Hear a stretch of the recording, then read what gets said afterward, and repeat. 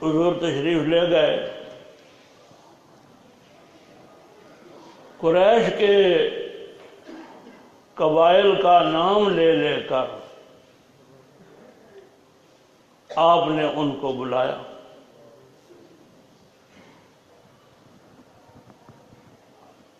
اہل مکہ کی تاریخ میں یہ پہلا واقعہ تھا کہ نبی پاک صلی اللہ تعالی علیہ وسلم نے لوگوں کو بلایا۔ آج کل چونکہ بلانے کی کثرت بہت ہو گئی ہے تو لوگ بھی فکر مند نہیں ہوتے، کبھی آگے کبھی نہ آئے تو لوگ۔ یہ چونکہ ایک ایسی شخصیت جس کو سب لوگ الصادق، خالص سچ، الامین، خاص دیانتدار کہتے تھے، اس نے بلایا تھا۔ نتیجہ یہ ہے کہ لوگ جوق در جوق حضور کی آواز سن کر صفا کے پاس جمع ہو گئے۔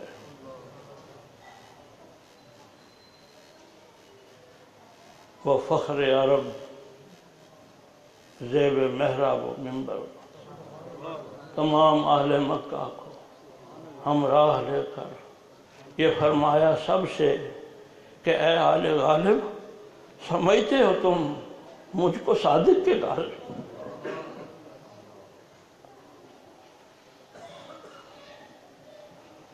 فرمایا اے اہل مکہ، تم سچائی کے معاملے میں مجھے کیسا پاتے ہو؟ فرمایا کہ اگر میں یہ کہوں کہ اس پہاڑی ٹیلے کے پیچھے ایک لشکر جرار تم پر حملہ کرنے کے لیے تیار بیٹھا ہے تو کیا میری بات کی تصدیق کرو؟ تو لوگوں نے کہا کہ حضور، ہم آپ کی تصدیق کریں گے، ہماری عقل مانے یا نہ مانے کہ لشکر جرار یہاں پہاڑی کے پاس آ گیا، ہمیں پتہ نہ چلا ہو، اور لشکر جرار ہو تو ہمیں نظر نہ آئے۔ لیکن ما جربنا علیک الا الصدق، لوگوں نے اعتراف کیا کہ ہمیں آپ کے بارے میں سچائی کے علاوہ کبھی تجربہ نہیں ہوا۔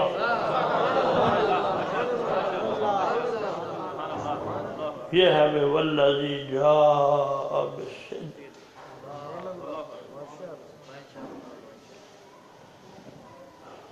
میں نے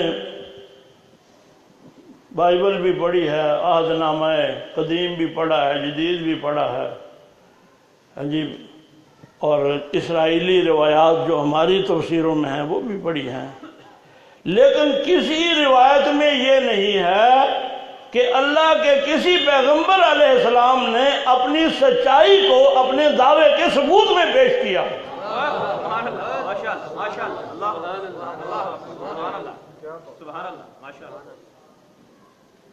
تو بھائی سارے انبیاء کرام علیہم السلام سچائی لانے والے ہیں، قیامت تک تمام مخلص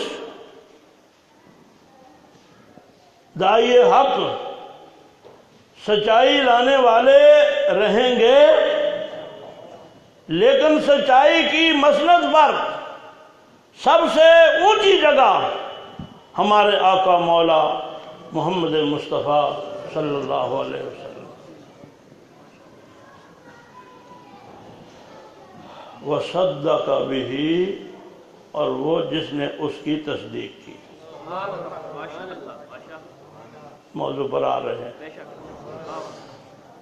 جس نے اس کی تصدیق کی، اس سچ لانے والے کی، اور ضمیر کا مرجع صدق بھی ہو سکتا ہے، سچ کی، ہاں جی، جا بھی ہو سکتا ہے اور صدق بھی ہو سکتا ہے، اس سچے کی، اس سچائی کی جس نے تصدیق۔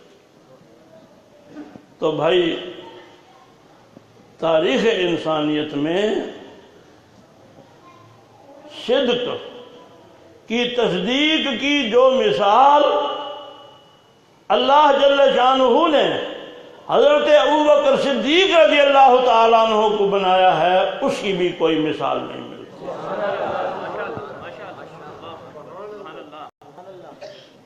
یہ فیصلے ازل میں ہو چکے۔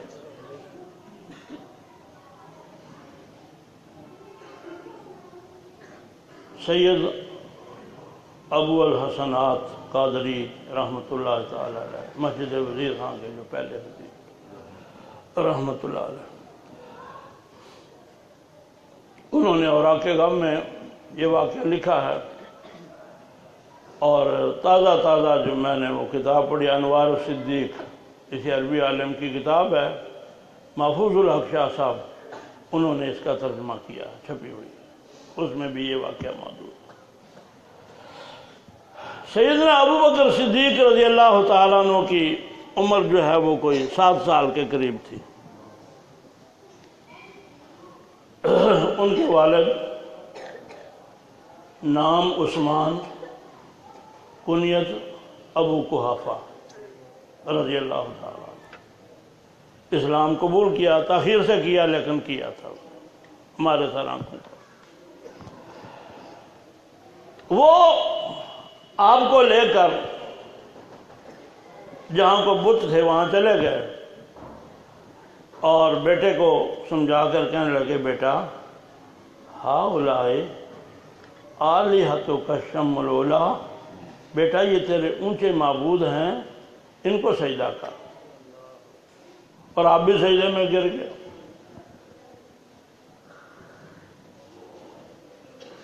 سیدنا ابوبکر صدیق رضی اللہ عنہ 7 سال کی عمر ہے، بت کے سامنے گئے، کہنے لگے کہ میں بھوکا ہوں، مجھے کھانا کھلاؤ بت کو۔ یہ وہی مثال ہے ابراہیم علیہ السلام نے، یا ربی، ستارے کو دیکھ کر پہلے میں بھوکا ہوں، مجھے کھانا دو۔ بت نے کیا دینا تھا؟ میں پیاسا ہوں، مجھے پانی پلاؤ۔ بت خاموش۔ اب 7 سال کا بچہ بھائی کیا ہوتا؟ فرمایا کہ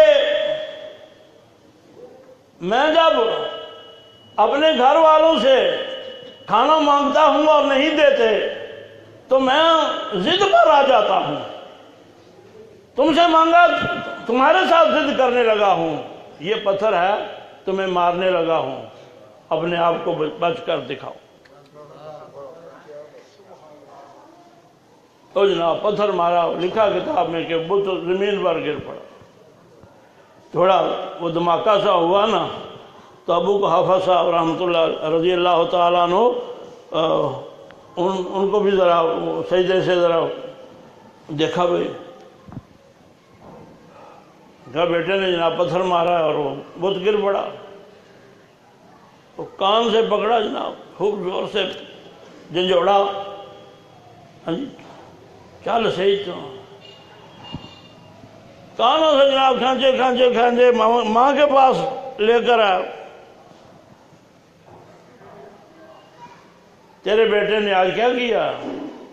معبود کو پتھر مار۔ اس نے کہا کہ حضور آپ اس پر ناراض نہ ہوں، جب اس کی ولادت ہونے والی تھی تو فرماتی ہیں کہ مجھے آواز آتی تھی، یا امت اللہ بالتحقیق،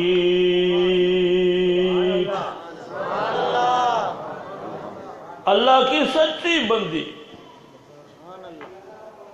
البشرا بالولد العتیق، جہنم سے آزاد بیٹے کی تجھے بشارت ہو۔ لمحمد صاحب و رفیق، یہ بیٹا محمد صلی اللہ علیہ وسلم کا ساتھی اور رفیق ہوگا۔ تو بھائی صدق بہ کے فیصلے جو ہیں یہ ازل میں ہو چکے تھے اور آپ کے بچپن میں ظاہر ہونے لگے تھے۔ ہاں مشہور بات ہے بھائی، سب سے پہلے آپ نے اسلام قبول کیا، اور حدیث شریف میں ہے نبی کریم صلی اللہ علیہ وسلم نے فرمایا کہ میں نے جس آدمی پر بھی اسلام کی دعوت پیش کی اس نے مجھ سے میرے دعوے کا ثبوت مانگا سوائے ابو بکر کے۔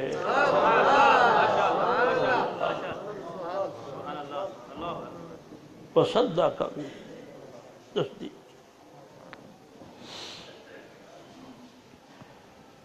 اعلان نبوت کے بعد دشمن جو ہیں وہ خوردبینیں، سمجھیں یہ ایک مثال ہی ہے، خوردبینیں لگا کر بیٹھے تھے کہ ہمیں کوئی ایسی بات مل جائے کہ ہم دعویٰ نبوت کرنے والے کو جھوٹا کہہ سکے۔ جستجو تھی ان کی، سب کی نظر اس بات پر تھی کہ کوئی بات ملے صحیح۔ معراج کی صبح نبی کریم صلی اللہ تعالی علیہ وسلم نے معراج کا ذکر فرمایا اور مسجد اقصیٰ میں جانے اور واپس آنے کا ذکر فرمایا، تو جناب ان لوگوں کو بڑی خوشی ہوئی کہ آج ہمیں موقع مل گیا ہے اس دعوے کو جھٹلانے کا۔ بس دشمن تھے نا۔ سب سے زیادہ خوشی کس کو ہوئی ہوگی؟ موٹی سی بات ہے، ابو جہل۔ خوشی سے بھرا ہوا سیدنا ابو بکر صدیق رضی اللہ تعالیٰ عنہ کے گھر گیا، مسرت کے عالم میں زور سے دروازہ کھٹکھٹایا۔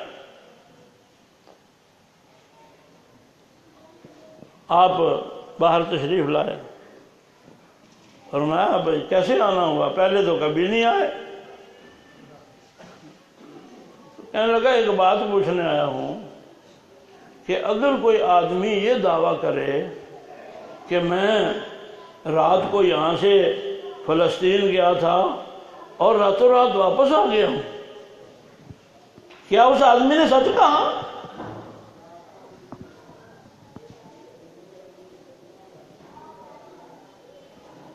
فرمایا سمجھ گیا نا، مومن جو ہے وہ اللہ پاک اس کو بصیرت عطا فرماتے ہیں۔ اتقوا من فراست المومن فإنه ينظر بنور اللہ تعالی، مومن کی فراست سے ڈرو، وہ اللہ کے نور سے دیکھتا ہے۔ اور پیران پیر عبدالقادر جیلانی رحمۃ اللہ تعالی علیہ فرماتے ہیں اول ما یطلو فی قلب المومن نجم الحکم، مومن کے دل میں سب سے پہلے دانائی کا ستارہ طلوع ہوتا ہے، مومن دانا ہوتا ہے۔ فرمایا ان قال رسول اللہ صلی اللہ علیہ وسلم صدقہ، اگر یہ بات اللہ کے رسول محمد مصطفیٰ صلی اللہ علیہ وسلم نے فرمائی ہے تو سچ ہے۔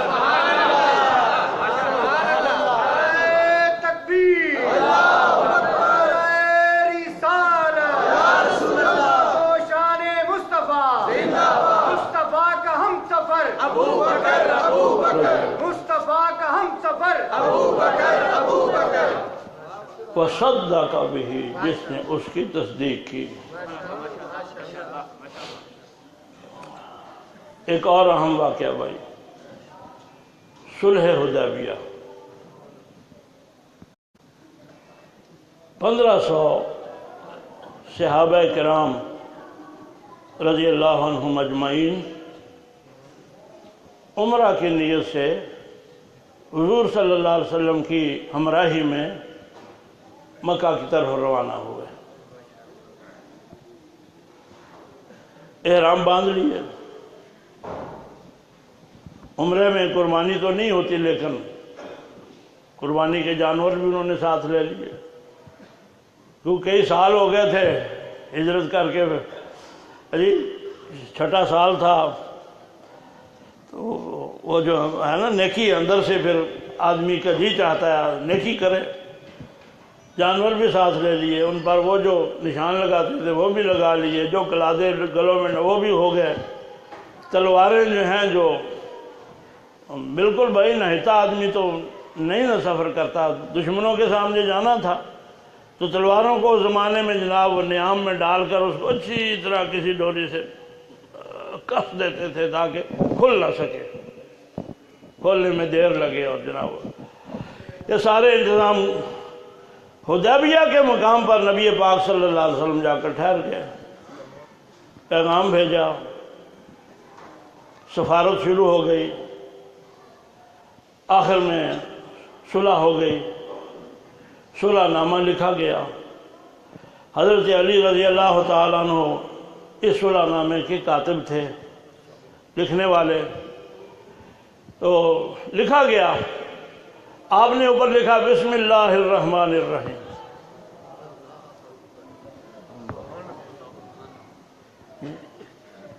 جو کام بھی اللہ کے نام کے بغیر شروع کیا جائے وہ تکمیل کو نہیں پہنچتا، ارشاد بھی ہے بسم اللہ الرحمن الرحیم۔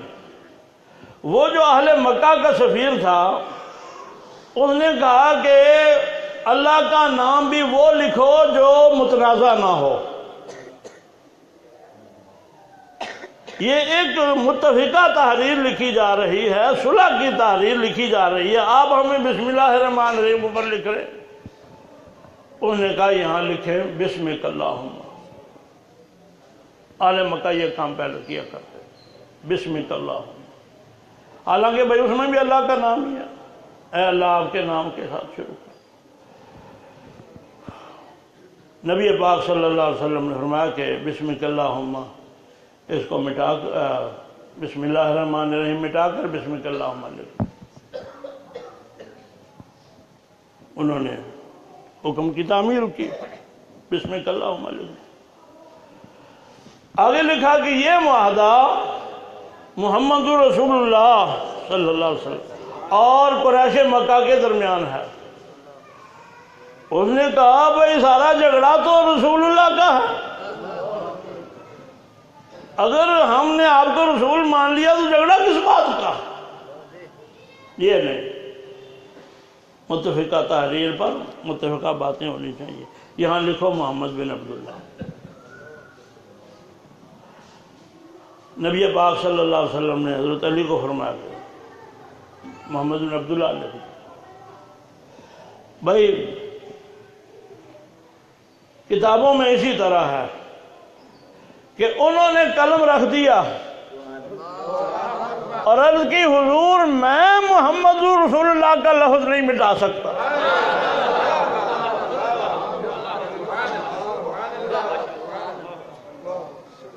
وہ ایک فرقے ہیں نا، تو ان میں ایک فرقہ ناسبی بھی ہے، وہ حضرت علی رضی اللہ عنہ کے، امام حسین رضی اللہ عنہ کے مخالف ہیں، وہ بڑا اعتراض کرتے ہیں اللہ کے رسول صلی اللہ علیہ وسلم نے حکم دیا تھا، انہوں نے کیوں نہیں مانا؟ اطیع اللہ و اطیع الرسول پر عمل نہیں کیا، ومن یطیع الرسول فقد اطاع اللہ پر عمل نہیں کیا، وما ارسلنا من رسول الا لیطاع باذن اللہ پر عمل نہیں کیا۔ ہم یہ کہتے ہیں کہ اگر اللہ کے رسول محمد مصطفیٰ صلی اللہ علیہ وسلم ان کے اس فعل پر ناراض نہیں ہوئے تو ہم کون ہیں ناراض ہونے والا؟ وہ وقت کا تقاضا تھا۔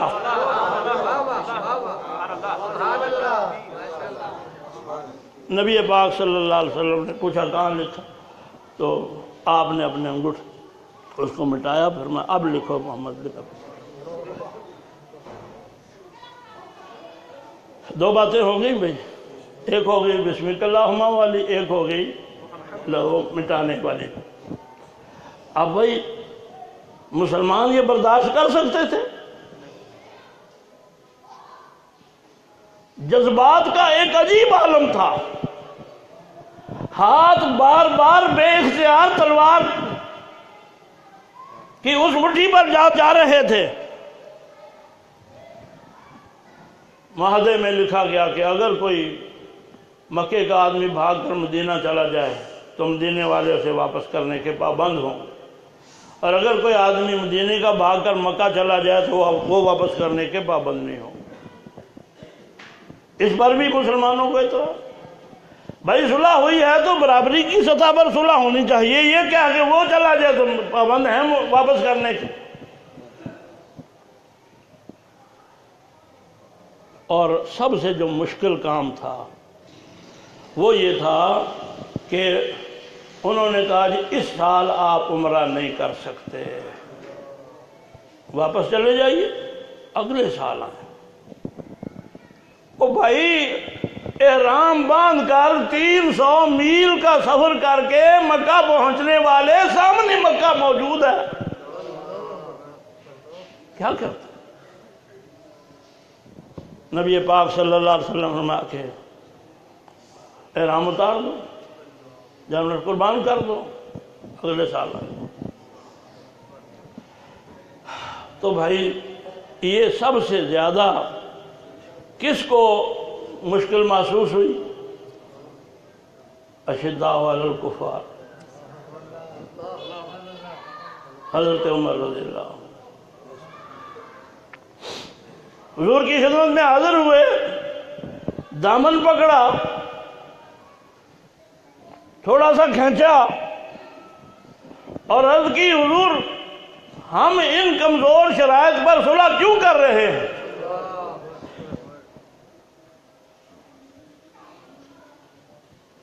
فرمایا اعلم یا عمر انی رسول اللہ، عمر جان لے میں اللہ کا رسول ہوں۔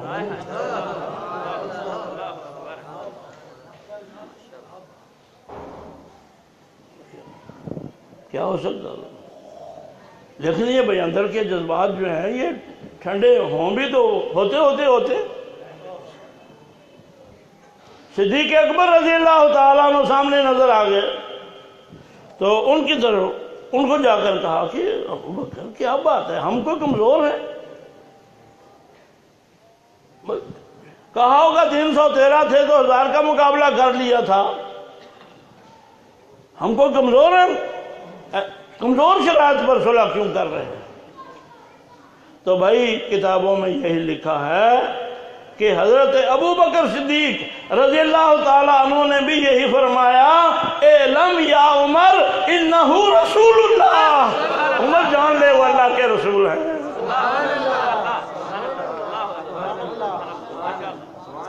وصدق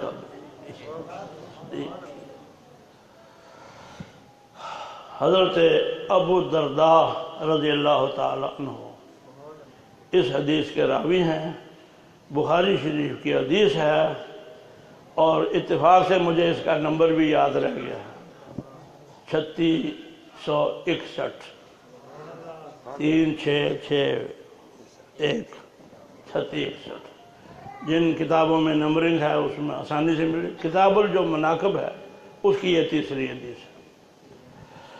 حضرت ابو درداء رضی اللہ تعالیٰ عنہ راوی فرماتے ہیں کہ حضور صلی اللہ تعالیٰ علیہ وسلم کی محفل تھی، ہم لوگ بیٹھے ہوئے تھے، تو ابو بکر صدیق رضی اللہ تعالیٰ عنہ محفل میں داخل ہوئے، لگتا تھا کچھ پریشان ہے،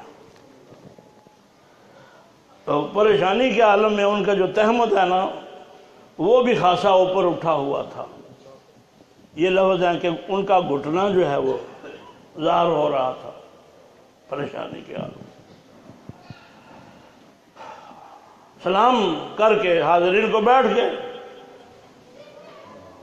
نبی پاک صلی اللہ علیہ وسلم نے فرمایا اما صاحبکم فقد غامر، کہ تمہارا ساتھی جو ہے معلوم ہوتا ہے کوئی جھگڑ کر آیا ہے،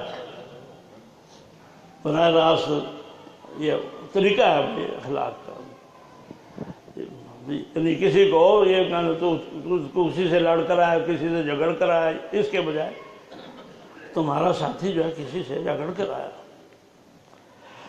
انہوں نے عرض کی حضور میرا اور عمر کا کچھ جھگڑا ہو گیا، تو میں نے ان کو کوئی سخت لفظ کہہ دیے، یہ انہوں نے کہا۔ ممکن ہے سخت لفظ انہوں نے نہ کہے ہوں، لیکن بھائی انداز ہے اپنا، مجھ سے حضور کوئی سخت لفظ نکل گئے۔ بعد میں مجھے بڑی ندامت محسوس ہوئی، میں نے ان کو یہ کہا کہ مجھے معاف کر دیں، انہوں نے کہا جی میں نہیں معاف کرتا۔ حضور میں اب یہاں آپ کی خدمت میں حاضر ہو گیا ہوں۔ بخاری شریف میں ہی ہے بھائی کہ تھوڑی دیر گزری، حضرت عمر رضی اللہ تعالیٰ عنہ کو بھی ندامت ہوئی کہ بھائی انہوں نے معافی بھی مانگی اور میں نے معاف نہیں کیا۔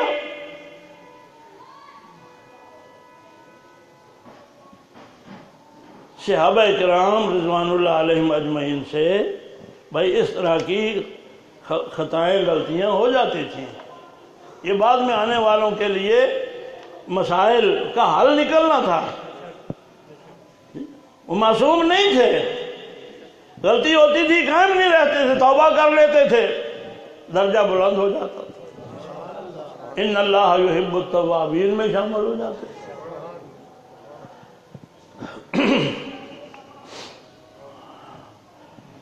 انہوں نے حضرت ابو بکر صدیق رضی اللہ عنہ کے گھر جا کر دروازہ کھٹکھٹایا، این ابو بکر، تو کہا گیا جی گھر میں نہیں ہے۔ گھبرا گئے، کیسے کانپنے لگے کہ اب ضرور وہ حضور کی خدمت میں حاضر ہو گئے ہوں گے اور میری شکایت وہاں پہنچ چکی ہوگی، لیکن بھائی جاتے کہاں؟ بخدا خدا کا یہی ہے در، نہیں اور کوئی مفر مکر۔ ہاں جی آگے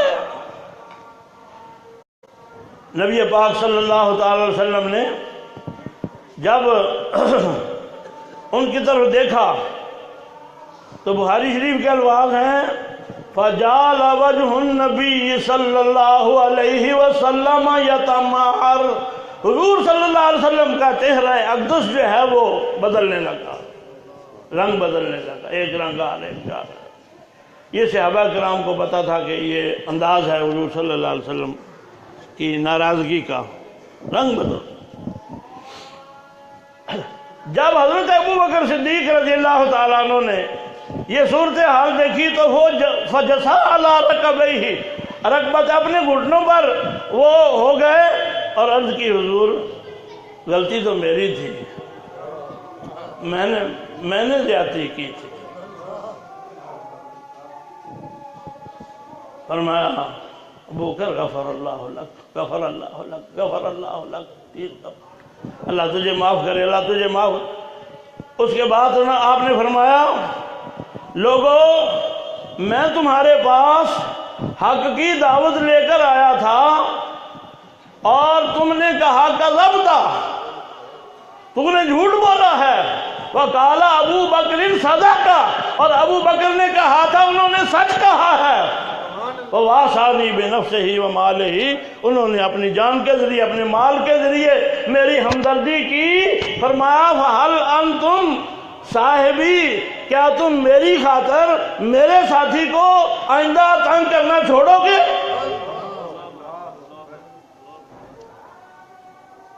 فَهَلْ أَنْتُمْ تَارِكُمْ لِي صاحبی۔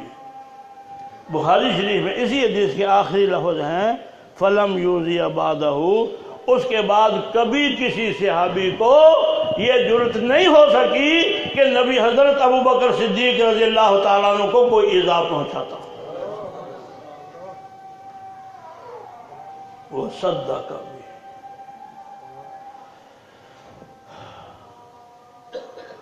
اب میں بھائی گفتگو اذانوں کی آواز آ رہی ہے، گفتگو اس کو سمیٹتے ہیں تاکہ نماز بھی پڑھی جائے۔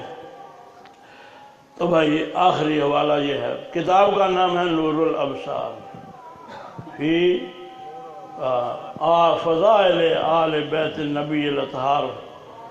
بہت عرصہ پہلے مولانا محمد یوسف صاحب نقشبندی صابری مسجد کے جو خطیب ہیں نظر شاہ صاحب کے زمانے میں، تو ان کے پاس میں نے کتاب دیکھی، پوچھا یہ کہاں سے ملی ہے؟ کہنے لگے یہ میں نے جامعہ رضویہ سے منگوائی، شیخ الحدیث مولانا غلام سور صاحب کی ملکیت تھی شاید۔ تو میں نے بھائی بہت پہلے کی بات ہے، جو کتاب کو ذرا تھوڑا سا دیکھنے کے لیے یوں کھولا، مصر کی چھپی ہوئی اور پرانا جو ہے کاغذ، جو ہے اخباری کاغذ، اور تو وہ جو ہے حدیث میں نے پڑھی۔ اس کے بعد مجھے عرصے تک یہ شوق لگا رہا کہ کہیں سے وہ کتاب مل جائے، نور الابصار۔ آپ حیران ہوں گے، سعودی عرب میں یہ کتاب مل گئی، مکہ عباس البادر اس میں صفحہ نمبر 8 پر یہ حدیث ہے۔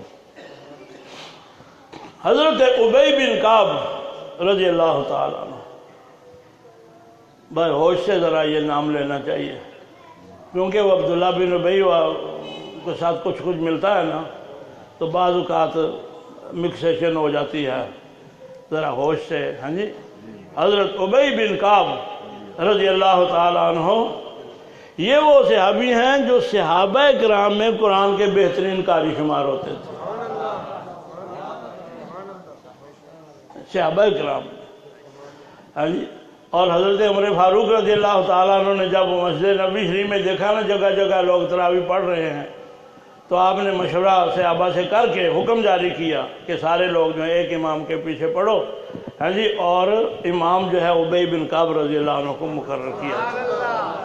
یہ وہ ابی بن کعب ہیں، کہتے ہیں میں نے اللہ کے رسول صلی اللہ تعالیٰ علیہ وسلم کی خدمت میں سورہ والعصر پڑھی، جس میں پارے کی سورہ والعصر ان الانسان لفی خسر الا الذین آمنوا وعملوا الصالحات وتواصوا بالحق وتواصوا بالصبر۔ حضور صلی اللہ علیہ وسلم تلاوت سن کر خوش ہوتے تھے، کبھی ایسا بھی تھا آپ خود فرماتے تھے کہ تم تلاوت کرو میں سنتا ہوں۔ کہتے ہیں میں نے عرض کی حضور اس صورت میں جو بات بیان کی گئی ہے اس کی تفسیر کیا ہے؟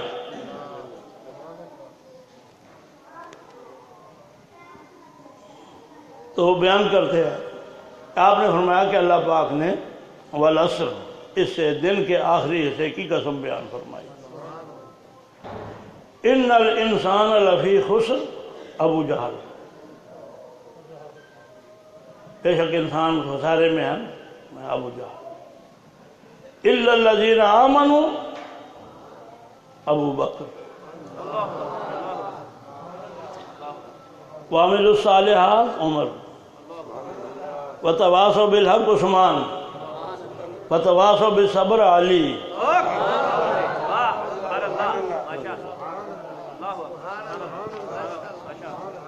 تو بھائی جس ہستی کے بارے میں فرمایا آمنو والے ابو بکر ہیں،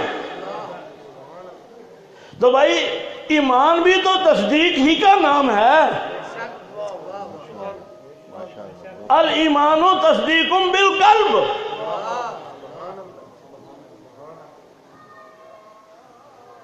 وصدق بہ، اور آمن مفہوم ان کا ایک ہی ہے۔ نبی پاک صلی اللہ تعالی وسلم کی سب سے زیادہ تصدیق کرنے والے ابو بکر صدیق رضی اللہ عنہ۔ بس کریں ایک واقعہ اور ہو جائے۔ اچھا، نبی پاک صلی اللہ علیہ وسلم نے اپنی آخری جو مہم ہے وہ لشکر بھیجا، اس کا سپہ سالار آپ نے حضرت اسامہ بن زید رضی اللہ عنہ ان کو بنایا۔ حضرت اسامہ رضی اللہ عنہ نوجوان تھے، بعض لوگوں نے یہ کہا کہ جی شیوخ موجود ہیں، بڑی عمر کے لوگ، تو آپ نے فرمایا کہ میں ان کے والد زید کو جب سپہ سالار بناتا تھا تو تم لوگ اعتراض کرتے تھے، اب اس کو بنا رہا ہوں تو تم اعتراض کرتے تھے۔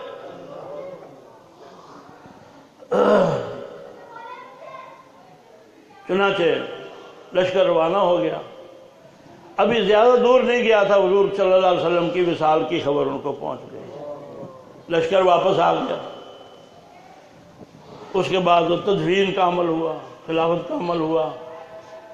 اس کے بعد آپ نے خلیفہ بننے کے بعد پہلے تو خطبہ دیا، اس کے بعد جو پہلا حکم جاری فرمایا اس میں کہا کہ اسامہ اپنا لشکر لے کر جدھر نبی پاک صلی اللہ تعالی علیہ وسلم نے بھیجا ادھر چلا گیا۔ بڑے بڑے سمجھداروں نے یہ کہا کہ حضور ایک دم فتنے کھڑے ہو گئے، ادھر نبی نبوت کا اعلان کر رہا ہے، ادھر کر رہا ہے، ادھر کر رہا ہے، ادھر کر رہا ہے، اور لوگ جو ہیں وہ مدینہ طیبہ پر حملہ کرنے کے لیے تیاریاں کر رہے ہیں۔ مرکز محفوظ ہونا چاہیے، اگر اتنی بڑی تعداد جو ہے یہ باہر چلی گئی تو کیا مرکز کا کیا بنے گا؟ تو سیدنا ابو بکر صدیق رضی اللہ تعالیٰ عنہ نے یہ ارشاد فرمایا کہ کون سا آسمان ابو بکر پر سایہ کرے گا اور کون سی زمین ابو بکر کو جگہ دے گی اگر وہ اس لشکر کو روک لے جس کو اللہ کے رسول محمد مصطفیٰ صلی اللہ علیہ وسلم نے بھیجا۔